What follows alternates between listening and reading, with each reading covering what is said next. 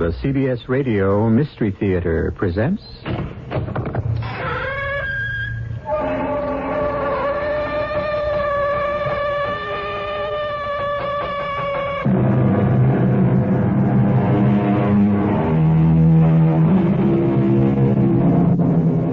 Come in. Welcome. I'm E.G. Marshall. If you think you're being sympathetic when you tell someone, I know exactly how you feel, think again. Most people will come right back with, you don't know how I feel. How could you know? I'm different. It's good to express one's individuality, but to insist upon being different can bring about unbearable loneliness. A person can be lost without an alter ego, someone to confide in. And it is not always easy to find a confidant, especially for men who are far from home, such as those we are about to meet aboard a sailing ship. Who's there? I brought your breakfast, sir. How dare you enter my cabin without knocking? Oh, with Captain Briggs, I always come I don't care what you did for Captain Briggs. I'm in command now. You will never enter this cabin without knocking on the door. Is that understood? Yes, Captain. Now get out. Oh, that was a near thing, wasn't it? It's too near. We can't let it happen again. What's the use? I'm worse off than I was before. Either way, it looks as though I'm doomed to be hanged.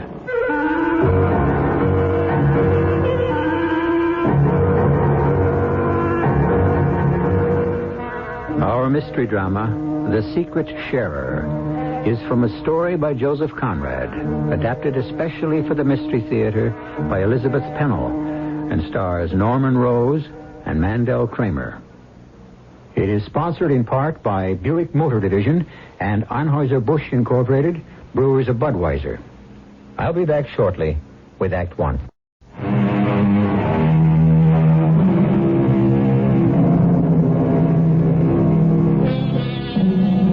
Joseph Conrad was acclaimed for his powerful stories of the sea. Born in Poland, a tragic childhood included exile to Russia with his parents, who died there. In his youth, an uncle managed to get him to a French ship, where he became an apprentice seaman. Later, he joined the English merchant service, where he rose through the ranks and knew firsthand the vicissitudes of 19th century life on a sailing ship.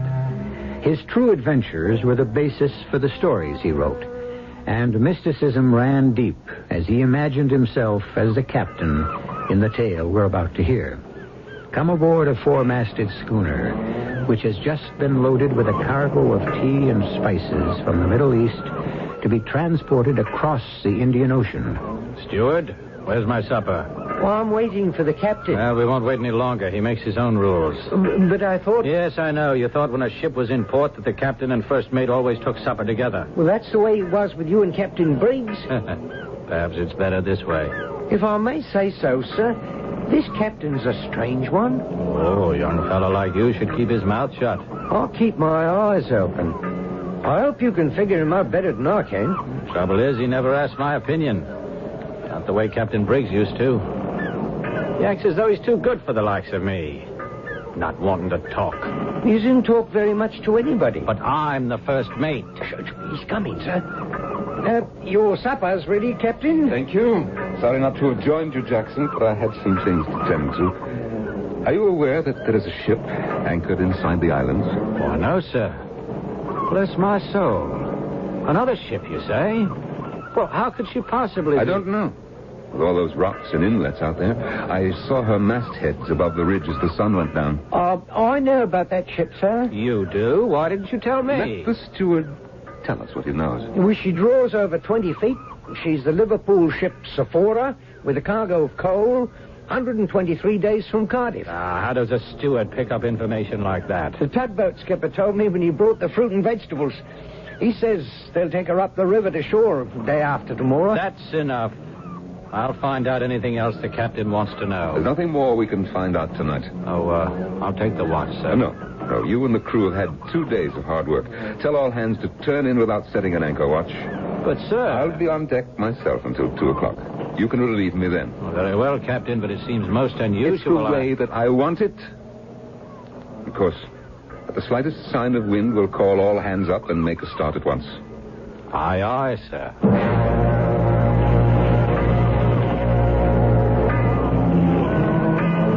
It is good to be alone on deck, away from the chatter of that dim-witted first mate. The riding light on the fore-rigging burned with a clear, somehow symbolic flame in the mysterious shades of night. I was master of my soul, but not of my ship. The appointment had been too sudden. They summoned me when Captain Briggs was carried ashore with a fatal illness. I'd been in command for only a fortnight. We were still in the harbor. The crew had traveled together for 18 months and resented the newcomer. I moved to the rail and lit a cigar. Oh, damn. A rope ladder was dangling over the side, no doubt left by a careless crewman when the tugboat came by. I started to haul it up, but something long and pale floated very close to the base of the ladder. In a faint flash of phosphorescent light, I saw the naked body of a man. Oh, a pair of feet, long legs, a broad, livid back, immersed up to the neck in a greenish, cadaverous glow. One hand clutched the bottom rung of the ladder, complete, except for the head. A headless corpse. There was a splash. And I saw a glistening shock of black hair. And then, total silence. As the man held on to the bottom rung, making no attempt to climb aboard. I leaned far over the railing. What's the matter? Grant! No need to call anyone. I was not going to. Are you alone on deck? Yes. I suppose your captain has turned in? I'm sure he hasn't. Look, could you call him out quietly? I am the captain. Who are you? My name is Liggett. What are you doing down there? I've been in the water since 9 o'clock. Now the question is, do I let go of this ladder and keep swimming till I sink from exhaustion? Or may I come aboard? Climb up the ladder quietly, and I'll fetch you some clothes.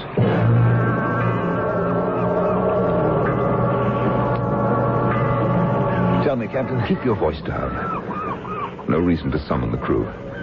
Here. Put this on. Well, you must have been expecting me. These pajamas are just my size. They're mine. Now, tell me what you're up to. Well, it's an ugly business. There's a ship over there about a mile away. I'm aware of that. The Sephora. Yes. I'm the mate of the Sephora. At least I was. I can only assume that something's gone wrong. Very wrong. I've killed a man. What? You deliberately took a man's life? I didn't deliberately do anything. And to call him a man would be... No, calm down. If you cause a commotion, I'll have you put in irons. Well, it's obvious that I'm at your mercy. I have little use for a man who gives way to fits of anger. As do I. Anyone trained at Conway learns how to curb a temper. You are a Conway boy? Yes. Well, I learned discipline at Conway, too. Although it must have been several years before your time.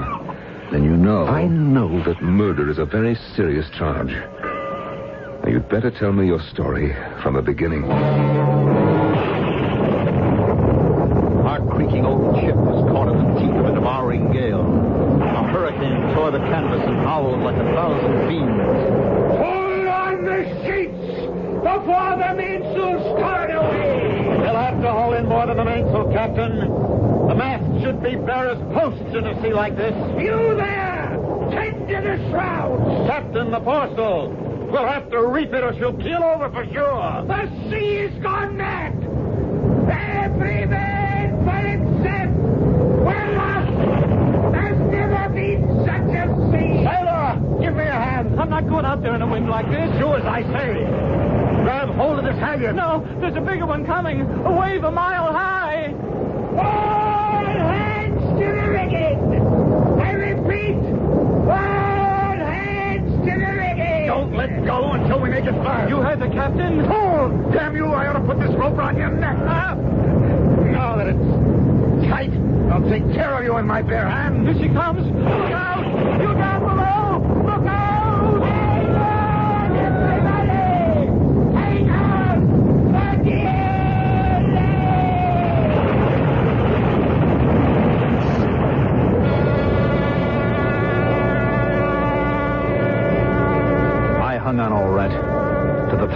miserable sailor. When the big wave crashed, it was as if the sky had fallen. Everything but the mast disappeared, with the poop awash in a smother of foam. Down below, the two of us were pounded against the forecastle, and the sailor got it head on. I loosened my fingers and gazed in horror at a face that had turned black. The man was dead. But you were unharmed? His body cushioned my fall. Then he actually saved your life. In a strange sort of way, yes. I hadn't meant to harm him. But if that foresail hadn't been hauled in, the ship would have gone down. But between the two of you, it was reefed in time. I did it. No thanks to the crewman. If he'd obeyed my orders, we'd both have been up in the rigging. What happened next was an accident. Or an act of God. Surely you had witnesses? Yes, I did. And they acted against me. How could they? They saw me do exactly what I did. Grab that man by the throat. Next, the huge wave obliterated everything from their view. I'm not sure that I believe your story. After that one terrible crash, the sea subsided. The men scrambled down from their perches and gathered round to stare at the body. Where was the captain? Oh, he was there, passing judgment in front of the whole crew before I even had a chance to speak. Mr. Leggett, you've killed a man. You can no longer act as chief mate of this ship. He was quite alive when the wave struck, sir. I saw it all. It was murder. We could both have been killed. We were crushed against the bulkhead. Maybe so, Mr. Leggett. But you attacked that sailor. Captain, the man refused to obey an order. I'm the one who gives the orders. Cold-blooded murder. Hang him! Hang him! Be quiet! Quiet! That's up to a jury. In the meantime, Mr. Leggett, you will be confined to quarters. So they threw you in the brig? No. I was just locked up in my own filthy cabin. Captain knew full well I was responsible for saving the ship. Well, then why didn't he support you? Captain Archbold is a sick old man, afraid of his own shadow. That is your judgment. I gave him a chance to make it up to me. I'm a powerful swimmer. When we were passing through the Straits of Java, I asked him to let me escape. You must be crazy to think you could run away. You're only making matters worse. What could be worse? First, accused of murder. And now you're an escaped prisoner. That's double trouble. Unless you help me. My duty lies with my own ship and crew, not to the disgraced mate of the Sephora. You let me come on board. I'm wearing your night clothes, and you haven't locked me up. Well, so far, all I've done is to rescue a drowning man. Small chance of my drowning. I have a gold medal for swimming. And a diploma for arrogance. I'm the last person you should have come to for help. For 3 weeks, I've been shut in that small cabin. Tonight, we finally reached our destination. Next step is to take me on shore to face the music. And that is exactly what they'll do. Ah, but they won't, Captain. I feel in my bones there's a reason why fate has brought us together. I have not said that I'll help you. But how did you get away from the Sephora? This evening, when the steward brought my supper, I ate it all. Then I made a discovery. Miracle of miracles, he left the door unlocked. I crept out on deck, wanting nothing more than a heaven-sent lung full of fresh air. And then sudden temptation. I kicked off my shoes and plunged over the side. I started for shore, but that meant capture. So I shifted course and swam underwater until I reached the shadow of some rocks. There I pulled off my clothes and set them adrift, hoping they'd think I drowned. And then? There was no place to go. I didn't like the notion of swimming round and round until I gave out, and I didn't mean to go back. I saw your light and swam toward it. Then I saw your ladder. What luck! Imagine a ladder hanging over at night on a ship anchored out here. You are a fool.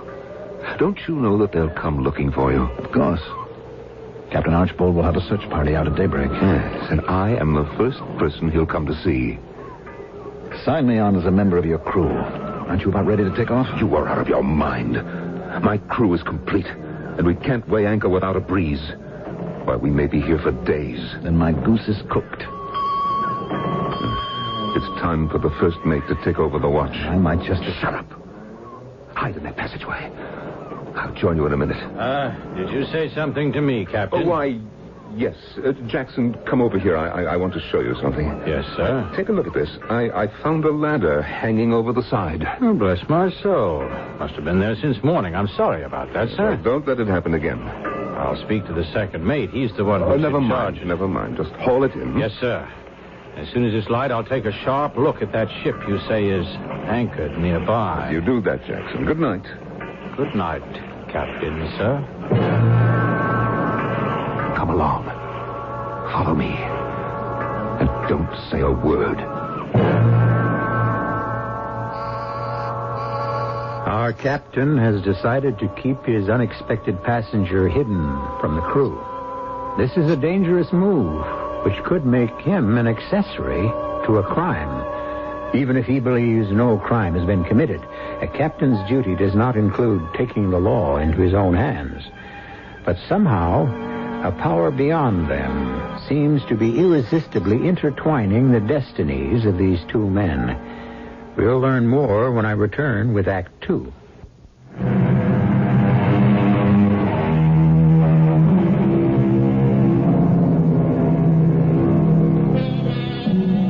In the middle of the night, a man has emerged from the sea. And although the captain of a schooner has taken him aboard, there is no assurance that he has found refuge. This man, named Leggett, is wanted for murder. Now, as he follows the captain, he may have lost his last chance to escape.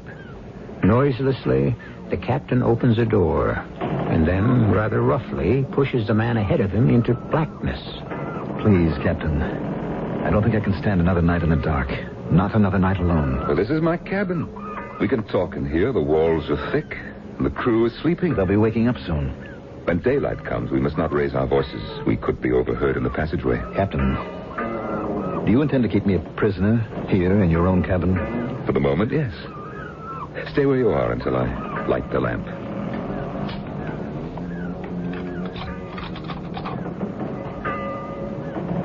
Say, I've never seen a cabin like this.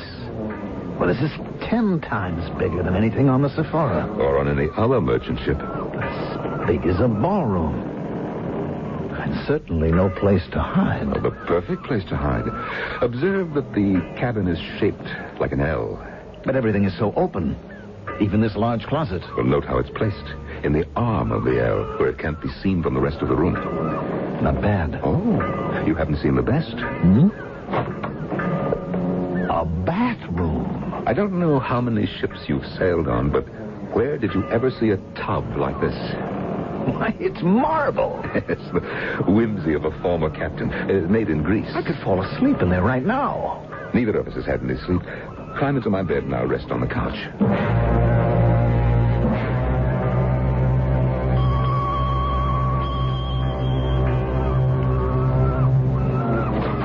Who's there? I brought you breakfast, sir. How dare you enter my cabin without knocking? Captain Briggs always permitted me to... I don't care what you did for Captain Briggs. From now on, you will never enter this cabin without knocking. Is that understood? Yes, Captain. Get out. Whew. That was a near thing, wasn't it? It's not for you, hidden behind those curtains. But within moments, the word will be all over the ship that I was found sleeping fully clothed on the couch. You can do what you want. You're the captain. Well, this is my first command. When I bark at the crew, it's because I don't know what else to do. And you don't know what to do with me, do you? Now, you have made everything much more complicated. Here, you can finish my breakfast. I'm going on deck. The steward will find me when he comes to get the breakfast things. He will, unless you find a better place to hide. Your bathroom, of course.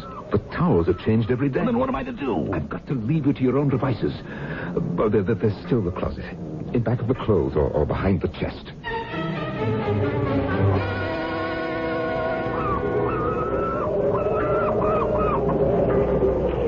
Good morning, Captain. Morning, Jackson. Still no sign of a breeze? Not a breath, sir. I've been keeping my eye on that ship over there, and bless my soul, but they've been busy. Well, how can you tell from this distance? The first sign of dawn, they lowered their boats, but instead of heading for shore, they've spread out in all directions. Have they come this way? Not so far, but it's very puzzling. They keep going out to those rocks and pushing into the underbrush as though they're looking for something. It's no concern of ours. Bless my soul, look. Look! One of their boats is headed right this way. Find out who it is. Hello! Hello out there! State your business! The captain of the Sephora wishes to speak to your captain. Very well, Jackson. Lower the ladder and have him piped aboard.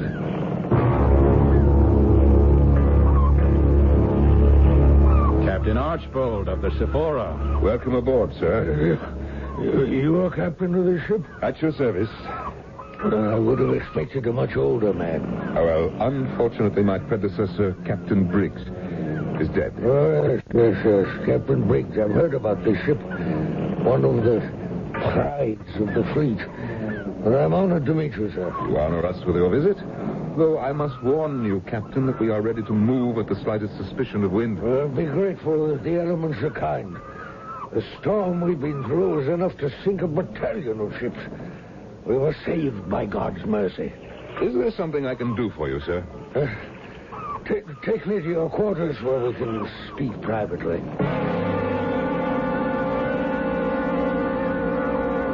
Excuse me, Captain, if I go in first. Now, watch your step. Well, what grand quarters. Does the cabin go all the way around here? Yes, but come over to this table. Steward, bring us some brandy. I never touch liquor. Give me water. I've been on some thirsty work. Exploring those islands, painful duty. Yes, I'm sorry, Captain, but would you mind speaking up just a bit? Were you deaf or something? A ruptured eardrum. Almost drowned years ago. Now, what is it you want to tell me? 37 years at sea, and nothing like this has ever happened before. Are you sure that you won't have some brandy? I told you no. If I'd been a drinking man, I'd have taken to the bottle weeks ago. But the storm is over. It was a rampaging monster that sought to destroy us. Yes, but obviously you survived. Only because I ordered the reefing of the topsail. How was I to know that the devil incarnate was not in the sea, but aboard my ship? I don't understand. At the height of the storm, there was murder most foul. Murder on a ship under my command.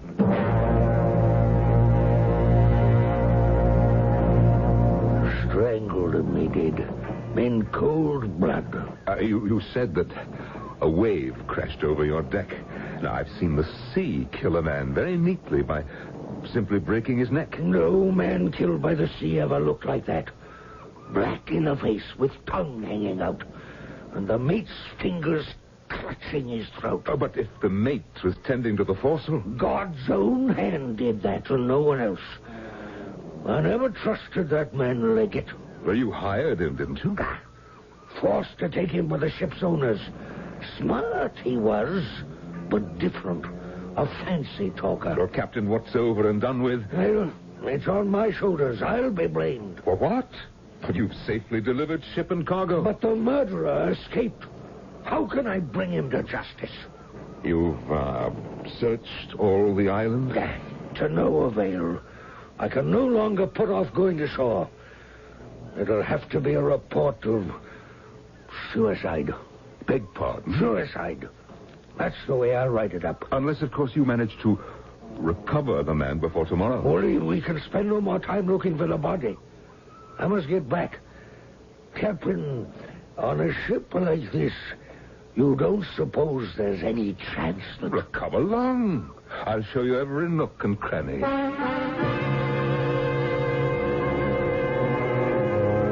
I took him everywhere, without once giving him a chance to pose the question I was sure he meant to ask. And at last, he was boosted over the rail and started down the ladder. So far as away.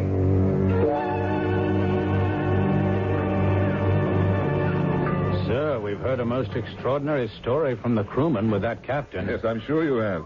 A horrible affair, isn't it? Yes, it is. These fellows had some idea the man was hidden aboard our ship. Did you ever hear of such a thing? No, it's preposterous. They said there's a price on his head, a reward for turning him in, and punishment for anyone withholding information. Oh, naturally. Tell the steward I'll be in my cabin and must not be disturbed. I'll see you at dinner. Leggett, thank the Lord it's you. I'm so cramped from that closet I can hardly move. Why didn't you turn me over to Archbold? You meant to, didn't you? That was never my intention. Didn't I get him to speak up loud enough for you to catch our whole conversation? Everything. Especially when you said I could be captured alive. What better way to throw him off the scent? Had he asked me straight out if I had seen you, I could not have lied. I'll be damned. But if you lied to me, I admitted the man was dead and my hand was around his throat. You also said you gave the order to reef the topsail. I swear I did. Archibald may think he gave the order, but he never did. He stood there and whimpered about our last hope. Whimpered. But the sea gone mad like the end of the world. Something had to be done. Someone's coming. Captain, sorry to disturb you, sir, but I think there's enough wind to get underway. Call up all hands. I'll be on deck as soon as possible. If there's really a breeze, we'll all be very busy. And I'll be more of a prisoner than ever.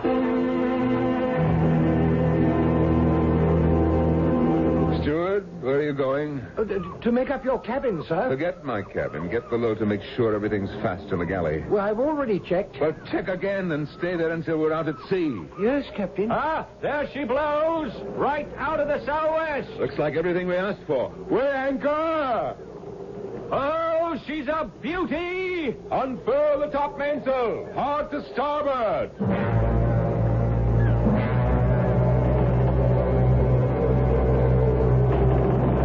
I thought your first mate would never leave. That damned marble bathtub is cold when there's no water in it.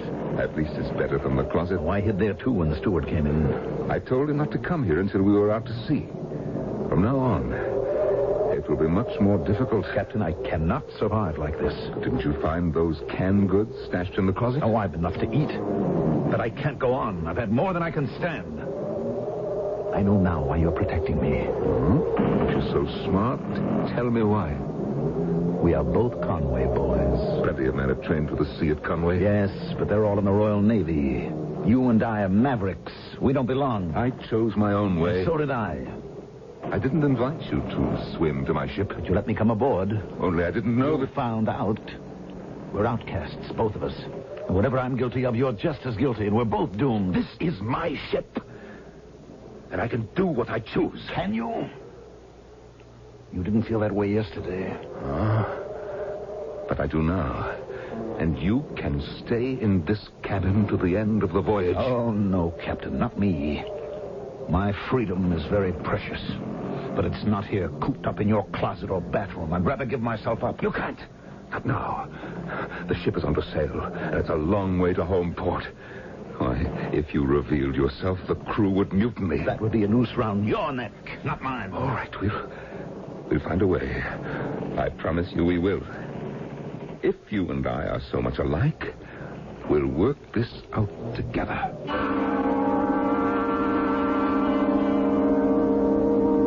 Now, here's a provocative situation. Two men are caught up in a drama where each is totally dependent on the other. Remember what I said at the beginning about people who try too hard to maintain their individuality? The loner, attempting to hide his own fears, may isolate himself so completely that he has nowhere to go.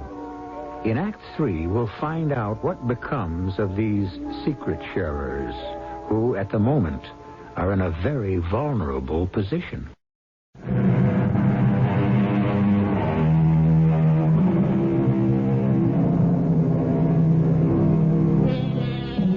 For the next 4 days, the captain was a happy man, dangerously happy. For the first time in his life, he had a close friend, a man he could talk to. In their whispered conversations, they found much in common.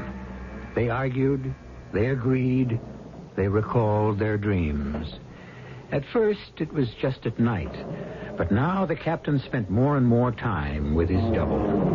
The two men even looked alike as their dark heads bent over the table in concentration. It's your move. I know. And you're not going to like it. I'm prepared to lose that bishop. Who cares about your bishop? When my queen comes over here, you are in check. Oh, not again. Shh. Someone's in the passageway. Oh, you're getting edgy. They're all at their posts. Well, they may be spying. I overheard something today that you should know about. Don't tell me that you left the cabin. Not on your life. But I opened the far porthole, and the first mate was directly overhead talking to some of the crew. Oh? And what were they saying?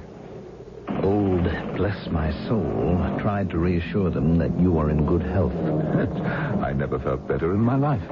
They asked if you'd caught the sickness from Captain Briggs. Why, that's outrageous. And what did Jackson tell them? He said you're a thinker. He'd seen all your books, and that was the reason you spent so much time in your cabin. Ah, bless my soul. Shh. Get away. Someone is coming. Yes, what is it? The steward, sir. What do you want? I have your jacket, Captain. You left it by the binnacle. Oh, thank you. I'll take it. It is just being pressed. I'll hang it up in your closet.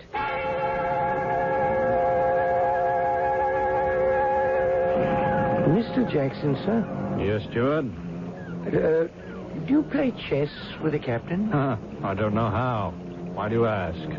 Well, when I was in his cabin just now, there was this chessboard with all the pieces set up as if... Well, I've heard that it's a game people can play alone. I could have sworn there was another chair.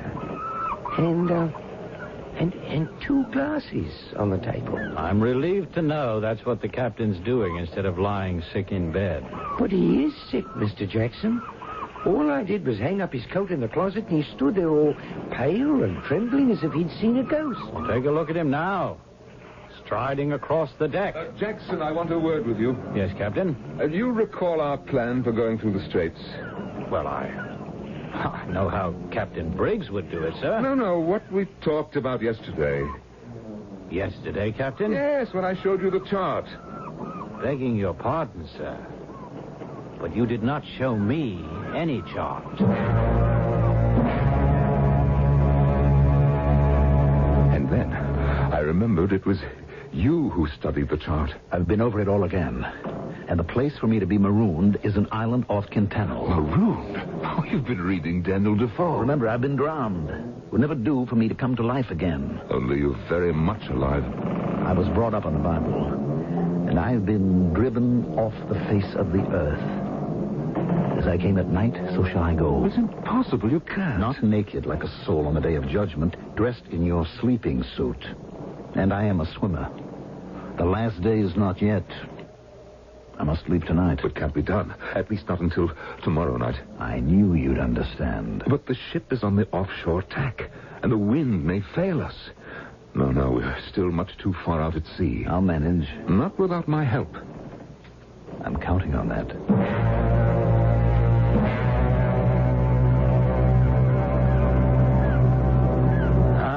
Bad luck, Captain.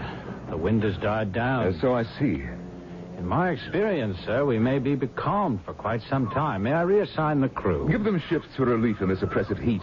You should all have white hats, like mine. I got it in Rangoon. It's most unusual, sir. I'll be off to tell the men... Jackson, one moment. Be ready to call all hands on deck when we change our course. Well, I will, sir, but I see no signs that there'll be any change in the weather. We're not doing well in the middle of the Gulf. Now, tonight, I'm going to look for the land breezes. Captain, bless my soul. We can scarce do that in the dark with all those islands and reefs and shoals. But on this coast, any regular land breeze will be inshore. Now, we must get close to find it. Impossible to get close, Captain. It can't be done with the currents from the Straits. You will follow my orders as I give them. Now, right now, send a couple of hands to open the 2 quarterdeck ports. Open the quarterdeck ports, Captain. What for? Because I tell you to do so. Have them opened wide and fastened properly.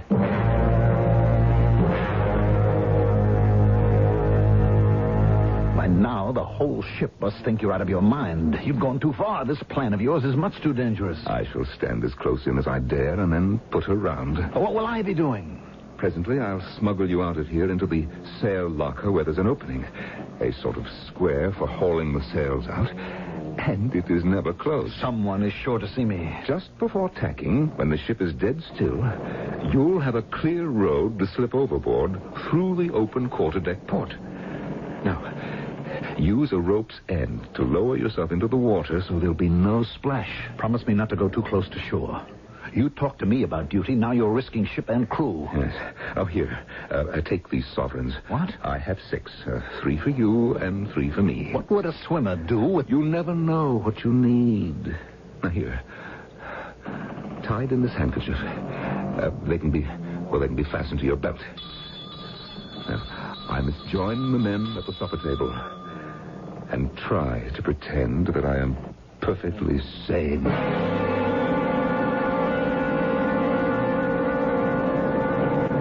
You're bareheaded. With the sun beating down, you need something to cover your head. I need to get my head under water, and the sooner the better. I mean when you get to shore. No trees on those islands, and the sun is merciless. After all these months under cover, I'll glory in the sunshine. You will take my hat. You see, the brim goes all round. Here. Now put it on your head. Captain, you are mad. A swimmer with a hat on his head? Well, then put it in your belt. You'll need it. And now, be off.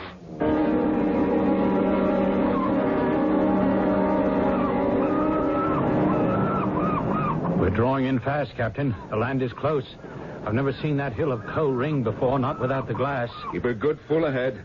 You're going on. Straight on, that full. But, Captain, sir... The helmsman heard me. Straight on, that full. Merciful heavens, we're about to go aground. Captain's gone mad. He must be stopped. Call the second mate. Steady as she goes. I can barely see the sail. We are sailing straight into the jaws of hell. Jackson, turn up all hands. Where are we? We're lost. Be quiet. Following here. Looking for the land wind. Oh, I knew it would end like this. Are we done for, sir? We're too close to shore to come about. She'll drift ashore before she's come around. Shore already. Ready now. Ready to come about. She won't make it. We're too close. Go forward, Jackson, and tend to the head sheets. Shake them out. Helmsman, hard alee. Swing the mainyard. But, Captain, that rock will get us broadside. Better to crash the prow head on. Had we come too close, our fate hung in the balance as the black mass of land loomed over the afterdeck. My ship and I were new to one another. It was too soon for the ultimate test. So far, she responded to the helmsman's lightest touch. But now, she came about, shuddered once, and then all was ominously still. If I failed to set the sails, if those menacing rocks seemed but inches from the port side, our course must be set by the tides. But who could tell which way they ran? I could only grope like a blind man. Call for torches on the lee side? No, they might reveal. But I could not think of him. Not now. I had to find out from which direction the breeze would come. I had to. Captain, the men are threatening to jump overboard and swim for shore. Before they make a move, order searching lamps trained down on the water on the lee side. Now hear this. Now hear this. It was deathly still. The water like a pool of ink with no sign of movement. I don't know what you're looking for, Captain. The slightest stirring of the current. When I find out which way it's flowing, we'll set the sails. Can't see a thing in those black waters. Well, look for a piece of driftwood. Not a sign of anything. I can feel it under my feet. The ship is inching us toward shore. Steward, get me a piece of paper and be quick about it. Well, there's no paper up here, Captain. I'd have to go below, and I'm not sure that even then... Oh, she's beginning to yaw. Jackson, stay up here. We must throw something overboard that floats. I'll be down by the taffrail. For the moment, the crew was kept busy with the lights directed toward the shore, while I stared into the void beyond the stern. And there it was. My sign, written clearly in the water. And now I knew exactly what to do. The man at the wheel stood like a statue, and I was near enough not to raise my voice as I confidently gave the next order. Shift the helm. He jumped round to the other side and spun the wheel. She's catching the breeze. Let go and hold.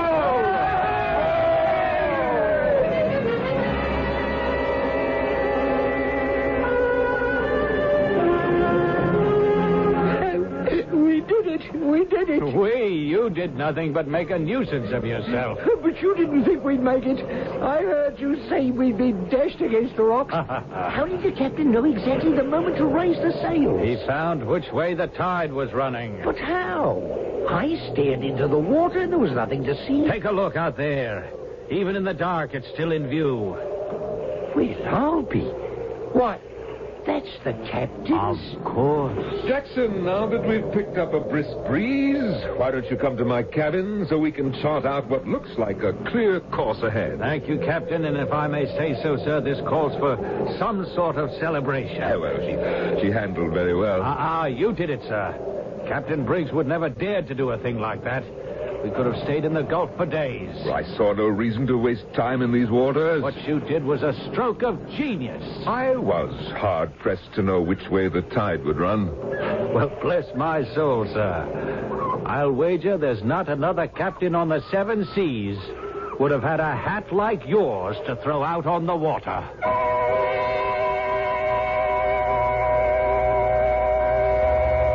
Was the secret sharer still wearing that hat? We like to believe, as the captain did, that he was already safe on shore, the floppy sun hat carelessly abandoned as an encumbrance to his freedom. But from that moment forward, the captain was indisputably master of his ship. He had pulled off a dangerous maneuver which gained the respect of every member of his crew. There is a moral to this tale, and we'll consider it in just a moment.